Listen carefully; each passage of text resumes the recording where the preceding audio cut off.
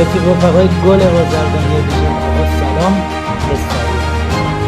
از اونجایی که رنگ مشکی کلا رنگ برنده است، این 3 تا مشکی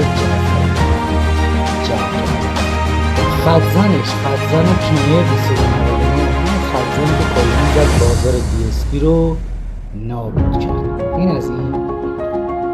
ماشین اصلاحش 202 VGR، موتور 9000 مگنتی، شارژرش هم درگاه تایپ سی و یه قیچی خیلی پرفروش فینی سایز 5 اینچ. یه ترکیب واقعا معرکه است. ستا اصلا ردخور نداره. درسته هر ستاشون چینن، ولی این از این هر ستاشون چه علاوز فروش چه علاوز کمیه. خیلی مخلصیم، موفق باشین. موفقیت طبق معمول همیشه. رفقای گل بازرگانی ویژن. سلام. این ماشین اصلاح درونی هاش اصلا موضوع مشخص نمیشه. 6 تا شونه پشت بلزی داریم، 4 ساعت شارژ میشه، 240 داره، چیز داره، LED باتری و از این جور چیزا. خب بریم ببینیم تو خود جعبه چه خبره. یه برسپید با کیفیت داریم توش. یه پد تقسیم از این پالت گیری یا پد توری پد چسبی توش داره.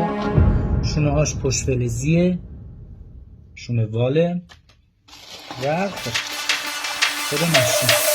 این ظاهر خود ماشین فضا داره، یه اسکلت اهرامش گیرهیه،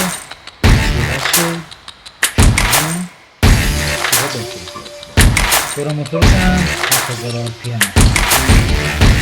من خود ماشین تو حالت باشم میزن شارژ ماشین باحالیه، اما موضوع اصلی شارژرش.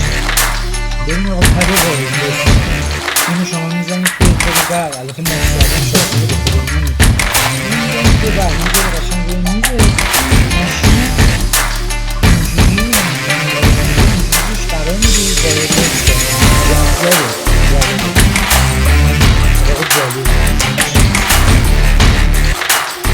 موتور همین بودی، ولی یه چیز دیگه داره که مدنی نشید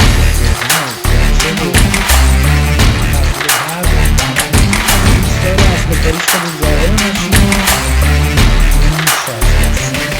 خیلی مخلصیم، موفق باشیم.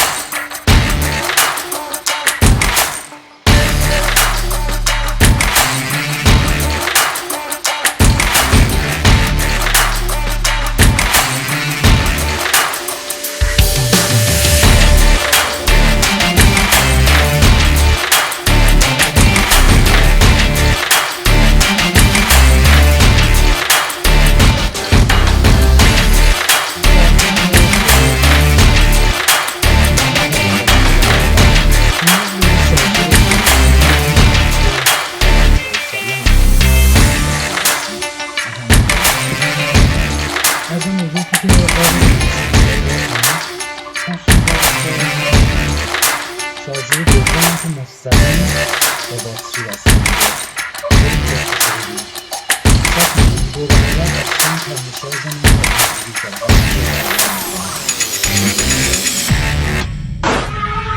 میشه. سلام، حسابی مخلصم.